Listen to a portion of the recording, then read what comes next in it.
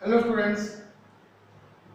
Last lecture में हम लोगों ने बात किया था कि मेल रिप्रोडक्टिव सिस्टम में कौन कौन से हार्मोन्स होते हैं जो स्पर्मेटोजेनेसिस को कंट्रोल करते हैं। हम लोगों ने उन सभी हार्मोन्स के बारे में पढ़ा था जो हार्मोन्स स्पर्मेटोजेनेसिस को रेगुलेट करते हैं और कंट्रोल करते हैं, जिसमें हम लोगों ने जीएनआरएच के बारे में पढ़ा जो गोनेडोट्रोपिन रिलीजिंग हार्मोन्स है, एफएसएच यानी फॉलिकुलर स्टिमुलेटिंग हार्मोन्स, आईसीएसएच यानी इंटरेस्ट्रियल सेल स्टिमुलेटिंग हार्मोन्स और एलएच जो ल्यूटिनाइजिंग हार्मोन्स है, इन सब के बारे में पढ़ा था। साथ में हम लोगों ने जो एंड्रोजन बाइंडिंग प्रोटीन है, एंड्रोजन बाइंडिंग प्रोटीन्स के बारे में भी हम लोगों ने पढ़ा कि इनका क्या फंक्शन होता है ह्यूमन मेल रिप्रोडक्टिव सिस्टम में, यानी स्पर्मेटोजेनेसिस के प्रोसेस में क्या होता है। आज के इस लेक्चर में हम लोग बात करने वाले हैं कि फीमेल सेक्स सेल्स का फॉर्मेशन कैसे होता है, फीमेल गैमीट्स का फॉर्मेशन कैसे होता है। तो वह प्रोसेस जिसके द्वारा फीमेल गैमीट्स का फॉर्मेशन होता है उसे oogenesis कहते हैं, यानी फॉर्मेशन ऑफ ओवम। ओवम जो है वो फीमेल सेक्स सेल या फीमेल गैमीट्स कहलाती है, जिसको हम लोग oogenesis के अंतर्गत पढ़ते हैं कि कैसे ओवम का फॉर्मेशन होता है और कैसे ओवम जो है वो रिलीज किया जाता है ओवरी के द्वारा। हम सब लोग जानते हैं कि ह्यूमन फीमेल के अंदर जो उसका मेन सेक्स ऑर्गन है, जो प्राइमरी सेक्स ऑर्गन है वो ओवरी है, और ओवरी जो है वो ओवुलेशन का काम करती है। इसके साथ साथ जैसे ह्यूमन मेल में टेस्टिस के द्वारा कुछ हार्मोन्स निकाले जाते हैं, तो ह्यूमन फीमेल में ओवरी के द्वारा भी कुछ हार्मोन्स निकलते हैं जो उसके डिफरेंट फंक्शंस को रेगुलेट करते हैं। तो आज के इस लेक्चर में हम लोग बात करने वाले हैं oogenesis के बारे में। oogenesis क्या होता है? oogenesis क्या चीज है? oogenesis यानी ओवम का जो फॉर्मेशन होता है उसी के प्रोसेस को हम लोग क्या कहते हैं? oogenesis कहते हैं, यानी वह प्रोसेस जिसके द्वारा ओवम का फॉर्मेशन होता है वही oogenesis कहलाता है। तो इस चीज को हम लोग डिफाइन कर सकते हैं कि the process through which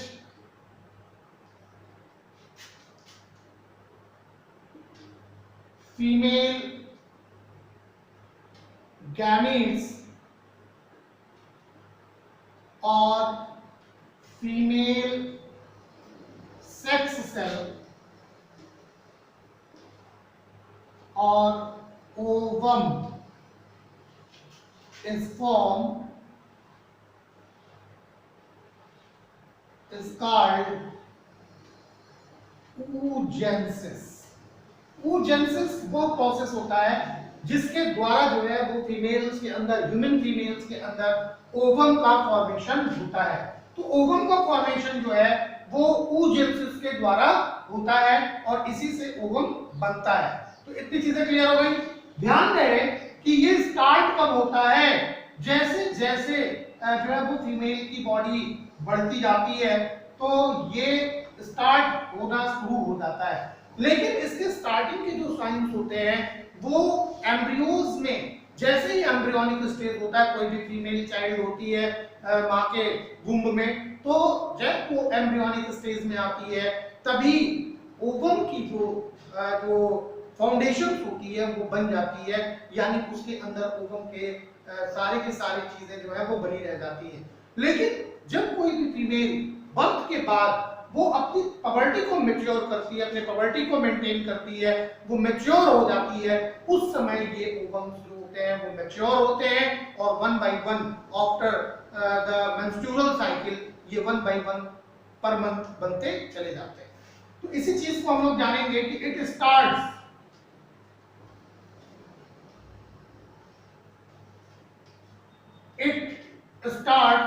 during embryonic stage, during embryonic stage। ये स्टार्ट होता है कहां से? एम्ब्रियोनिक स्टेज से। एम्ब्रियोनिक स्टेज से स्टार्ट हो जाता है when millions of oogonia, millions of oogonia millions of oogonia are formed in each fetal ovary. प्रत्येक फिटल ओवरी के अंदर मिलियंस ऑफ oogonia जो है वो बन जाते हैं। कब? एम्ब्रियोनिक स्टेज में ही। अगर एम्ब्रियो जो है वो फीमेल चाइल्ड का है तो उस एम्ब्रियोनिक स्टेज में जब ऑर्गेनोजेनेसिस होता है और उसकी ओवरी का फॉर्मेशन होता है तो ओवरी के फॉर्मेशन के समय ही उसकी ओवरी में मिलियंस ऑफ oogonia का फॉर्मेशन हो जाता है। अब देखो इसमें क्या क्या प्रोसेसेस होते हैं। तो सबसे पहला प्रोसेस क्या होता है कि गैमीट मदर सेल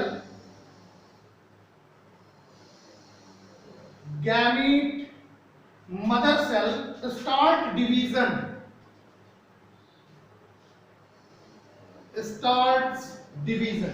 जो गैमीट मदर सेल्स होती है ये डिवीजन स्टार्ट करती है and enter into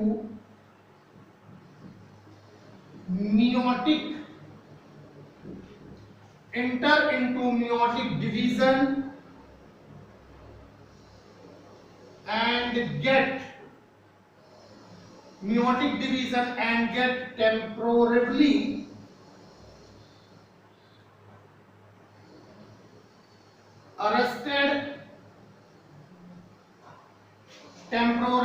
arrested called primary oocytes। जो गैमेट मदर सेल्स होती हैं कौन सी होती हैं? जैसे उसमें क्या होता था मेल में स्पर्मेटोगोनिया, वैसे ही इसके अंदर जो गैमेट मदर सेल्स होती हैं वो oogonia होती है और oogonia में डिवीजन शुरू हो जाता है। डिवीजन के बाद इसमें भी बिल्कुल सेम प्रोसेस होता है। दो तरह की सेल्स बनेंगी जिसमें जो बी टाइप सेल्स होती हैं उनके अंदर माइटोटिक डिवीजन होता है और माइटोटिक डिवीजन होने के बाद ये टेम्पोररीली अरेस्टेड हो जाती हैं और जब टेम्पोररीली जो एक स्ट्रक्चर का फॉर्मेशन होता है उसी को हम लोग प्राइमरी oocytes कहते हैं। तो इस तरह से प्राइमरी oocytes का फॉर्मेशन हो जाता है। अब क्या होगा कि each primary oocytes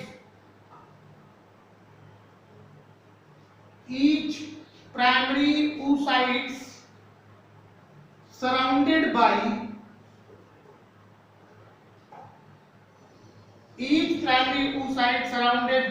a layer of granulosa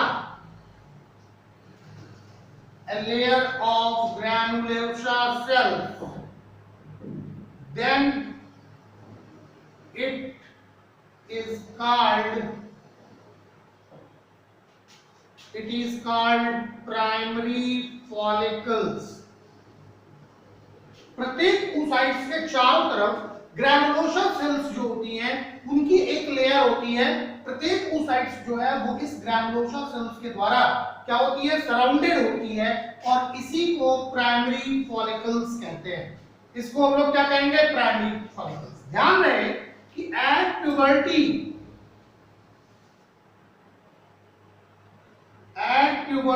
about 60,000 to 80,000 primary follicles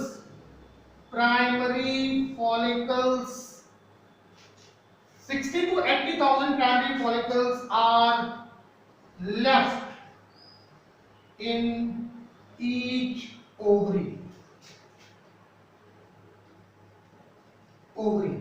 तो ध्यान रखने की बात यह है कि प्यूबर्टी के समय पे लगभग 60 से 80 जो प्राइमरी फॉलिकल्स होते हैं 60 से 80,000 तक ये बचे रहते हैं प्रत्येक ओवरी में। तो इतनी चीजें आप लोग ध्यान से देखिए कि जो प्रोसेस होता है जिसके थ्रू फीमेल गैमेट्स का फॉर्मेशन होता है उसी को oogenesis कहते हैं। ये प्रोसेस जो होता है एम्ब्रियोनिक स्टेज से ही स्टार्ट हो जाता है। एम्ब्रियोनिक स्टेज में मिलियंस ऑफ oogonia जिनको हम लोग गैमेट मदर सेल्स कहते हैं, ये मिलियंस ऑफ oogonia जो होती हैं वो प्रत्येक फिटल ओवरी के अंदर पाई जाती हैं। इसके साथ साथ प्रत्येक प्राइमरी oocytes जो होगा उसका फॉर्मेशन होता है मियोटिक डिवीजन के बाद, और मियोटिक डिवीजन के बाद ये टेम्पोरली क्या होती है, अरेस्टेड हो जाती है, जिसको प्राइमरी oocytes कहेंगे। और प्रत्येक प्राइमरी oocytes जो होगा उसके चारों तरफ एक ग्रैनुलोसा सेल्स की कवर होती है, एक लेयर होती है, उसी को प्राइमरी फॉलिकल्स कहते हैं। अब प्यूबर्टी के समय तक प्रत्येक ओवरी के अंदर 60 से 80,000 तक जो है वो फॉलिकल्स, जो प्राइमरी फॉलिकल्स होते हैं वो ओवरी के अंदर बचे रहते हैं। तो अगले प्रोसेस में क्या होना है कि जो प्राइमरी फॉलिकल्स होते हैं उनके चारों तरफ ज्यादा से ज्यादा ग्रैनुलोसा सेल्स जो होती हैं वो सराउंडेड हो जाती हैं, यानी ग्रैनुलोसा सेल्स की बहुत सारी लेयर्स जो होंगी वो उस प्राइमरी फॉलिकल्स के चारों तरफ जो है वो एक रिंग लाइक स्ट्रक्चर बना लेती हैं, और यही अब प्राइमरी जो फॉलिकल्स होता है वो सेकेंडरी फॉलिकल्स में कन्वर्ट हो जाता है। तो क्या देखना है कि primary follicles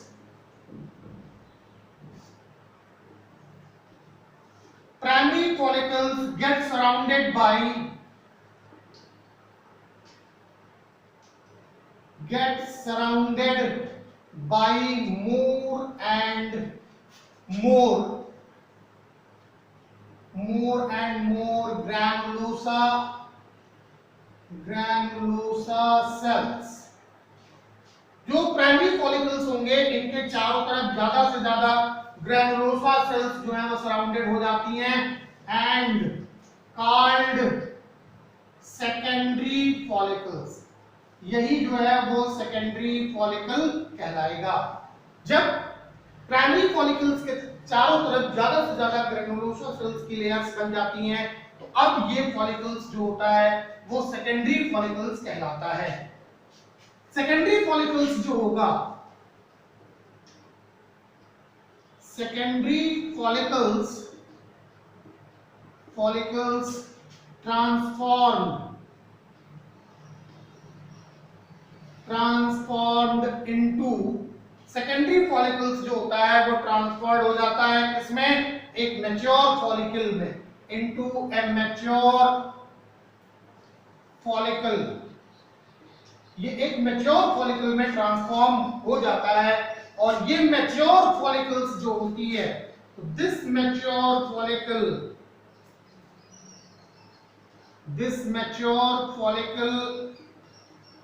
is called Graafian follicles।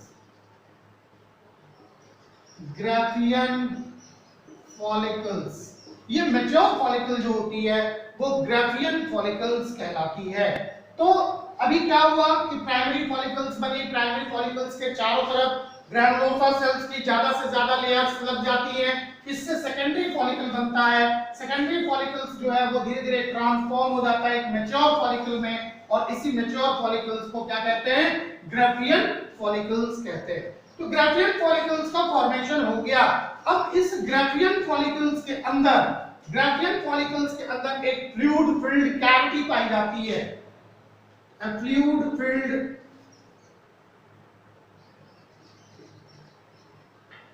cavity is present in Graafian follicles।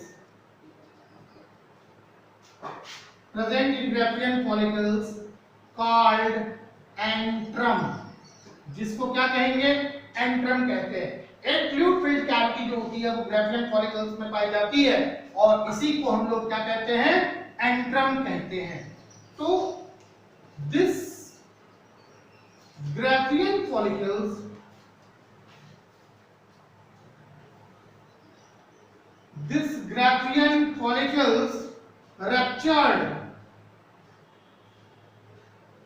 ruptured to release ovum।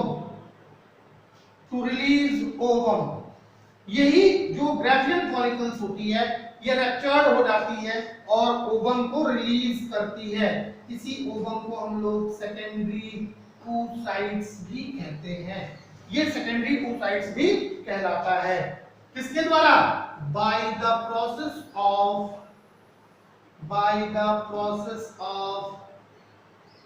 Ovulation. किसके द्वारा? ओव्यूलेशन के प्रोसेस के द्वारा। तो इतने प्रोसेस जो है वो होते हैं फीमेल ओवरी के अंदर, जिसके द्वारा एक मैच्योर ओवम का फॉर्मेशन हो जाता है। और ओवम का ओवरी से बाहर निकलना, फैलोपियन ट्यूब में आना, इसी को हम लोग क्या कहते हैं? इसी को ओव्यूलेशन कहते हैं। यानी ओव्यूलेशन क्या है? वह प्रोसेस जिसके द्वारा ओवरी जो है वो ओवम को रिलीज करती है और ओवम जो है वो कहां आ जाता है? फैलोपियन ट्यूब के अंदर आ जाता है। और एक मैच्योर ओवम जो होता है that is ready to receive the sperm for the fertilization. वो रेडी होता है ताकि स्पर्म को रिसीव कर सके और फर्टिलाइजेशन हो सके।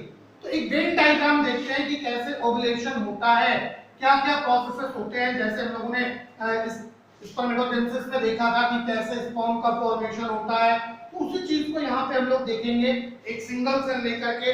कि मान लो एक सिंगल सेल है, यही जो है वो क्या है? ये गैमेट मदर सेल है, या जिसको हम लोग क्या नाम देंगे? ऊगोनिया। ये ऊगोनिया है। ऊगोनिया के अंदर जो है वो डिवीजन होता है, तो एक सेल ये बनी और एक सेल ये बनी। तो अभी ये क्या होता है? ये प्रोसेस जो है वो फिटल लाइफ में होता है। ये प्रोसेस जो है वो फिटल लाइफ में होगा। ऐसे ये फर्दर डिवाइडेड होगी, ऐसे सेल्स बनेंगी। तो यहां तक का जो प्रोसेस होगा ये फिटल लाइफ है। फिटल लाइफ यहां तक ये प्रोसेस जो होता है वो फिटल लाइफ में होता है। अभी यहां तक आने के बाद क्या हो जाता है?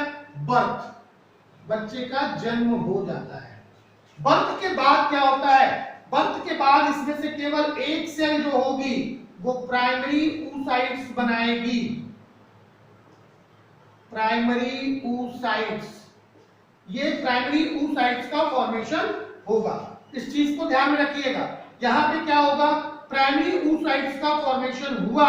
अब इसमें से जो बनेगा तो एक डिजनरेट होगा, दूसरा जो होगा वो सेकेंडरी oocytes होगा।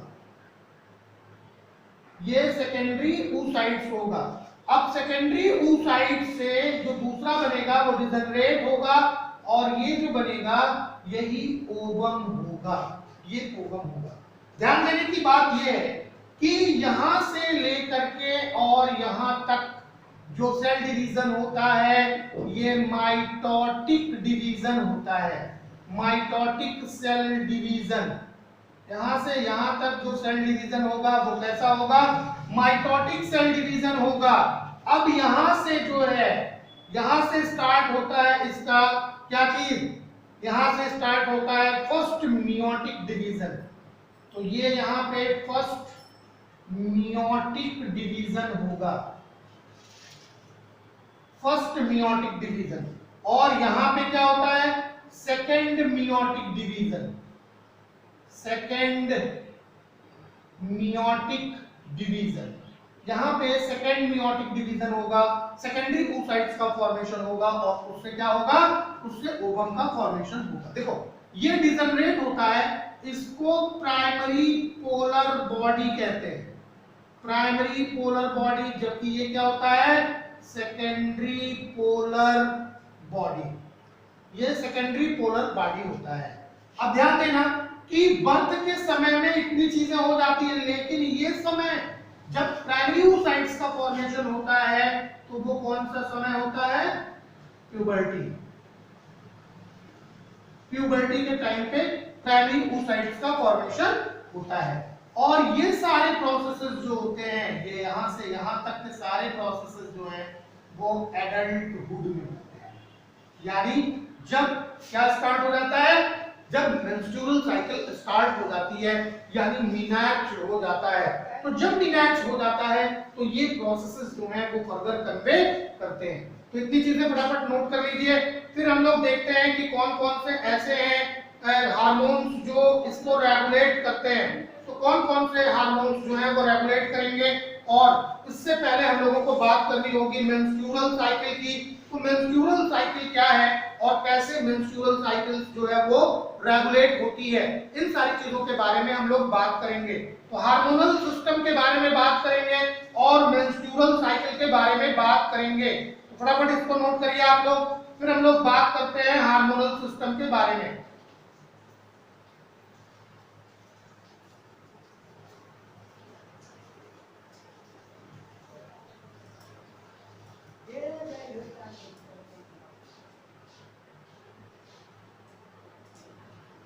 बिठा लें।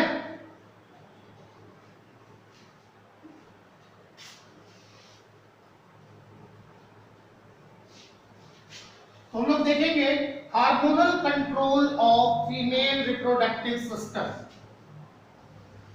Hormonal control of female reproductive system.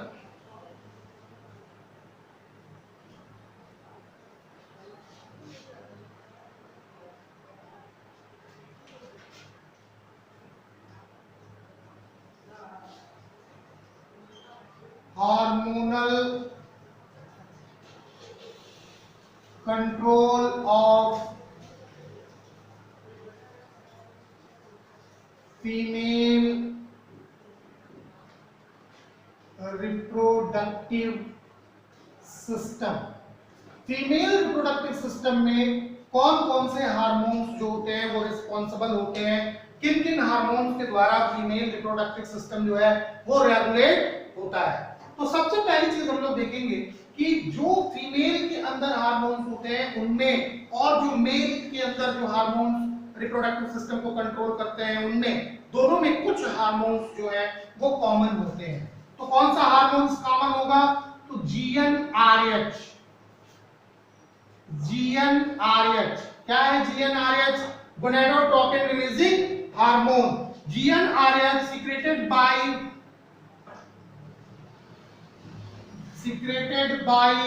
hypothalamus, secreted by hypothalamus, increases in the blood, increases in the blood। ध्यान देने की बात है कि गोनेडोट्रोपिन रिलीजिंग हार्मोन्स जो कि हाइपोथैलेमस के द्वारा निकाला जाता है, इसका लेवल जो है वो ब्लड के अंदर बढ़ने लगता है और ये एंटीरियर पिट्यूटरी को क्या करता है? स्टिमुलेट करता है। And it stimulate to anterior pituitary. Anterior pituitary, ये एंटीरियर पिट्यूटरी को स्टिमुलेट करता है। बिल्कुल यही चीज जो होती है वो मेल रिप्रोडक्टिव सिस्टम में भी पाई जाती है। उसमें भी GnRH जो है वो हाइपोथैलेमस से निकलता है, ब्लड में उसका लेवल बढ़ता है और एंटीरियर पिट्यूटरी को क्या करता है? स्टिमुलेट करता है। अब क्या होगा कि एंटीरियर पिट्यूटरी जो होती है, anterior pituitary releases FSH and LH। Anterior pituitary जो होती है वो FSH यानी फॉलिकुलर स्टिमुलेटिंग हार्मोन्स और ल्यूटिनाइजिंग हार्मोन्स इन दोनों को रिलीज करता है और ये ब्लड के अंदर बढ़ने लगते हैं। तो देखो FSH का क्या काम होता है? तो FSH जो है ये स्टिमुलेट करता है किस चीज को? It stimulates the growth and maintenance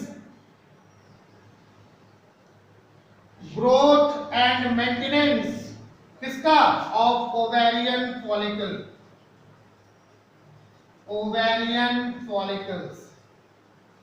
ध्यान देने की बात है कि FSH जो होता है ये स्टिमुलेट करता है किसको?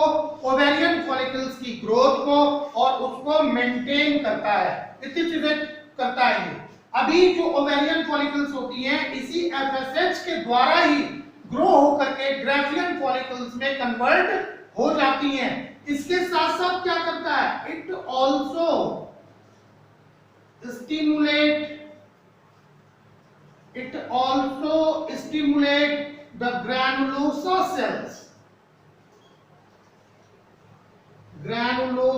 cells।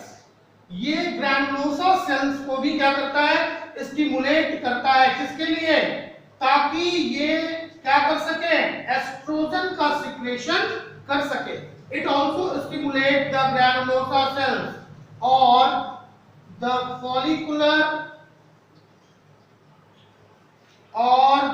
follicular cells to secrete oestrogen, ताकि एस्ट्रोजन का जो है वो सिक्रेशन हो सके। एस्ट्रोजन क्या होती है? That is responsible for the growth and maintenance of secondary oocytes, secondary sex organs. ये जो एस्ट्रोजन होता है वो सेकेंडरी सेक्स ऑर्गन्स की ग्रोथ और उनके मेंटेनेंस के लिए रिस्पॉन्सिबल होता है। तो it is responsible for the growth and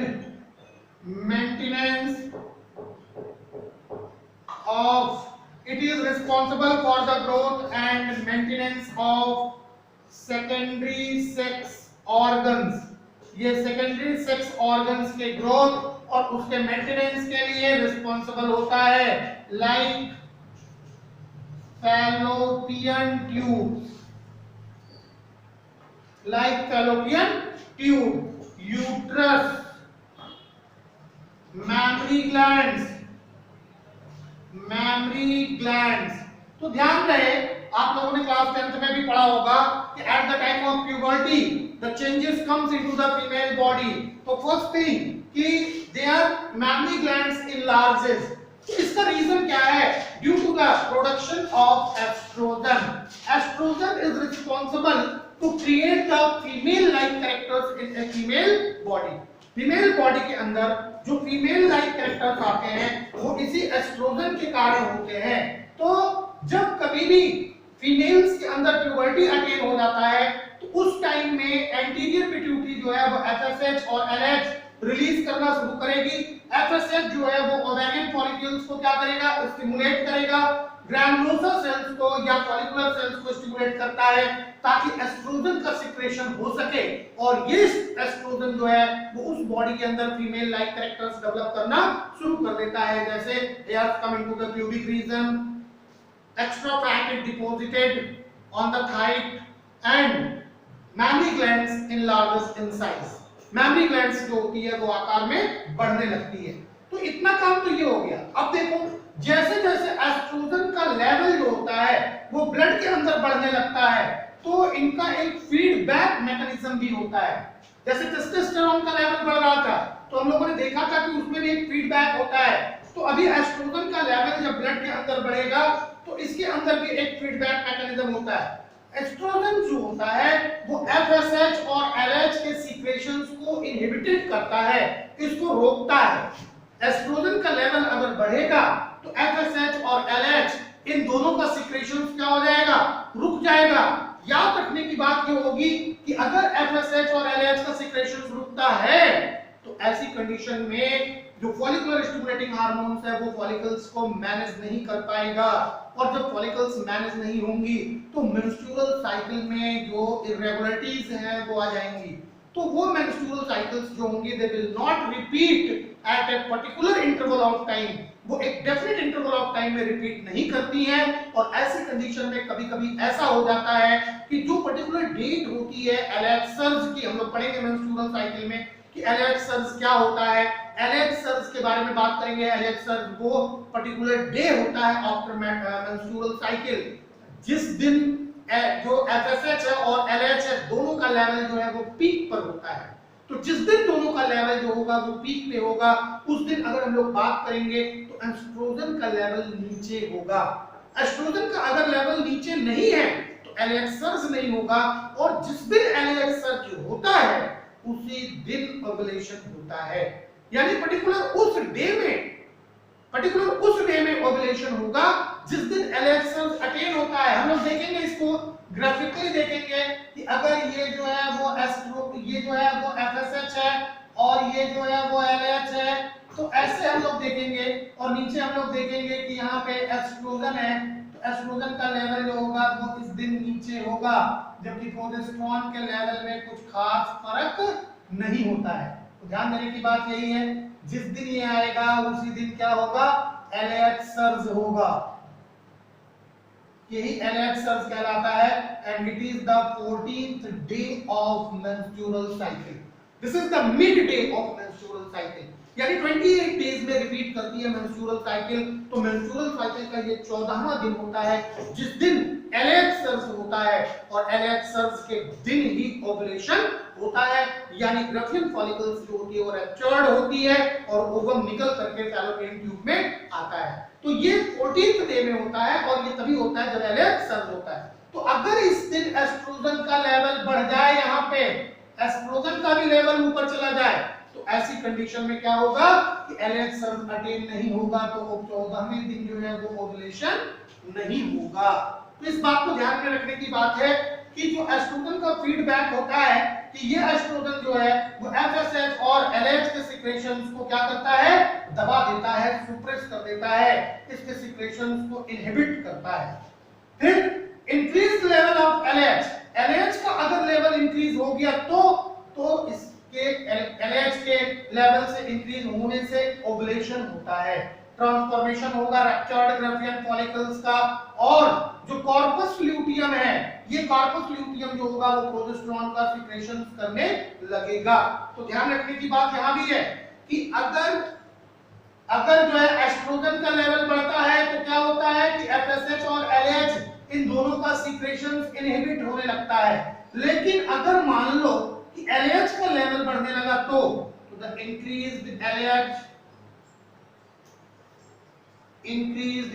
LH क्या है, luteinizing hormone brings about the ovulation, ये ओव्यूलेशन होने में मदद करता है। और क्या करेगा, transformation, ovulation and transformation of Graafian follicles into corpus luteum, and secretion of progesterone,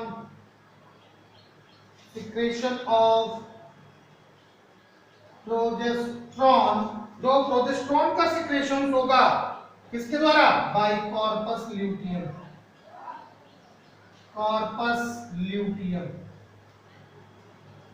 ध्यान में इस बात का कि अगर LH का लेवल जो बढ़ेगा तो ऐसे में ओव्यूलेशन होगा और ग्राफियन फॉलिकल का ट्रांसफॉर्मेशन होता है किसमें, कॉर्पस ल्यूटियम में, और कॉर्पस ल्यूटियम ही जो है वो रिस्पांसिबल है प्रोजेस्टेरोन के सिक्रेशंस में। यह प्रोसेस तब होगा अगर ओव्यूलेशन के बाद ओवम जो है वो स्पर्म से मिलता है, यानी क्या हो जाता है, अगर ओवम स्पर्म से मिलता है, फर्टिलाइजेशन हो जाता है, तो ऐसी कंडीशंस में कॉर्पस ल्यूटियम जो होगी वो ज्यादा से ज्यादा प्रोजेस्टेरोन निकालेगी, यानी प्रोजेस्टेरोन का लेवल जो होगा वो ब्लड के अंदर बढ़ने लगेगा, ताकि जो कंसीव हुआ है उसके इंप्लांटेशन में मदद मिल सके और जल्दी से जल्दी जो है वो फर्टिलाइज्ड एग जो है, जो फर्टिलाइज्ड ओवम है वो इम्प्लांट हो जाए। तो इन सारी चीजों के बारे में हम लोग आगे भी बात करते हैं। लेकिन अगर मान लो एक कंडीशन और आती है, अभी तो ये कंडीशंस तो तब होती है जब ओवम फर्टिलाइज हुआ। अगर मान लो कि ओवम फर्टिलाइज नहीं हुआ, यानी जिस दिन ओवम निकला उस 24 आवर्स या 48 आवर्स में, 48 आवर्स वाइबिलिटी होती है ओवम की, यानी कोई भी ओवम जो है वो फीमेल की फैलोपियन ट्यूब में 48 आवर्स तक लाइव रह सकता है।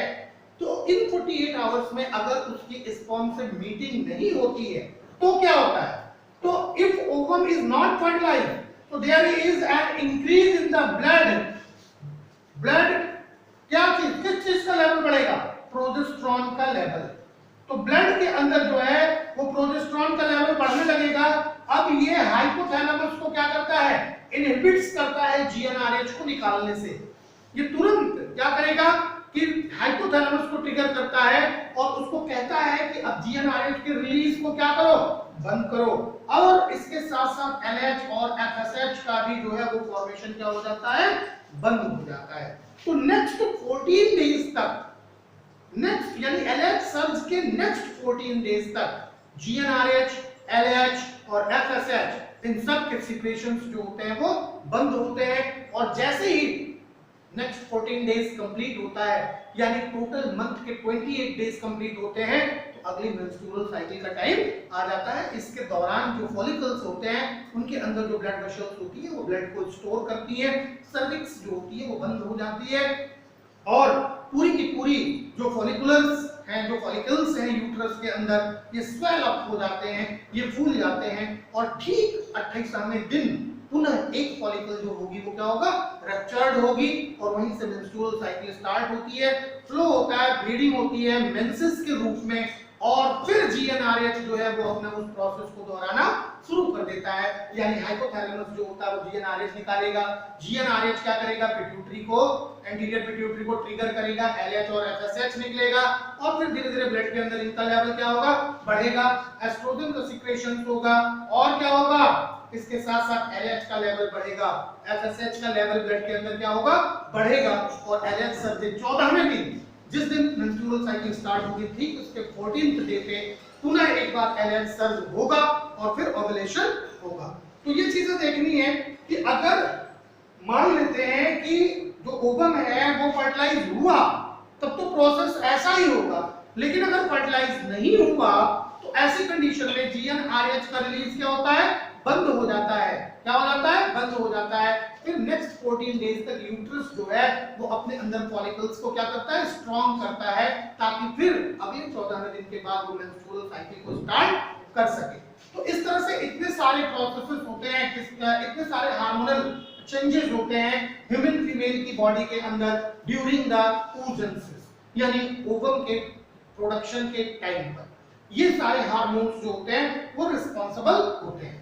ध्यान रखना कि कॉर्पस ल्यूटियम डिजनरेट हो जाएगी कब, अगर एलएच नहीं होगा तो, क्योंकि अभी हमने क्या बताया कि अगर जो है फर्टिलाइजेशन नहीं होता है तो जीएनआरएच क्या होता है, स्लो हो जाता है, तो एफएसएच और एलएच का भी फॉर्मेशन नहीं होता है। तो अगर ल्यूटिनाइजिंग हार्मोन्स नहीं होगा तो ऐसी कंडीशन में क्या होगा कि जो कॉर्पस ल्यूटियम है ये भी डिजनरेट हो जाती है और ये किसमें कन्वर्ट हो जाती है, एक व्हाइट बॉडी में कन्वर्ट हो जाती है जिसको हम लोग क्या कहते हैं, कॉर्पस एल्बिकेंस कहते हैं, कॉर्पस एल्बिकेंस।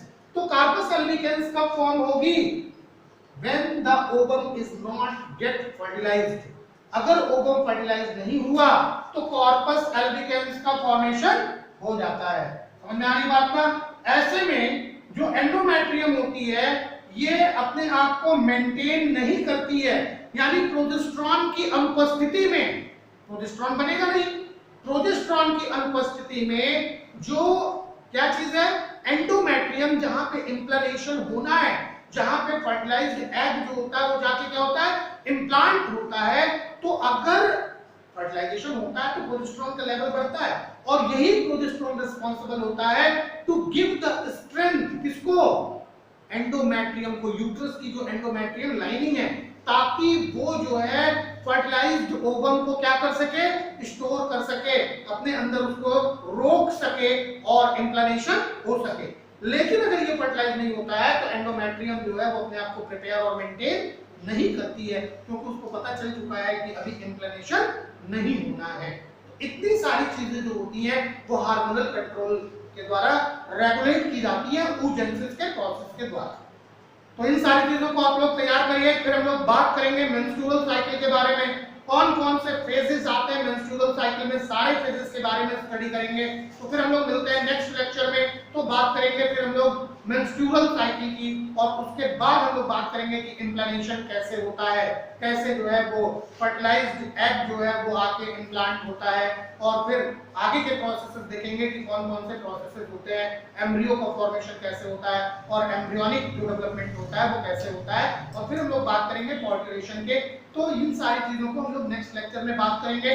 तब तक आप लोग इन सारी चीजों को जो अभी आज हमने बताया आपको, इनको अपनी कॉपी पे नोट करिए और इनको प्रिपेयर करते रहिए।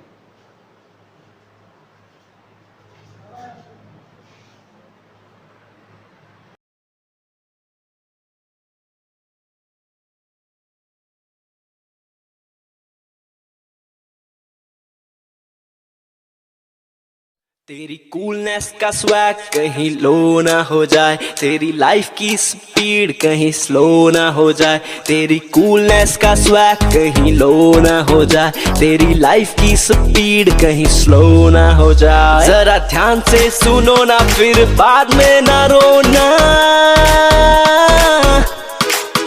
थोड़ी केयर तो करो ना, हाथ अच्छे से धोना। लेट्स रोको कोरोना, थोड़ी केयर तो करो ना, थोड़ी केयर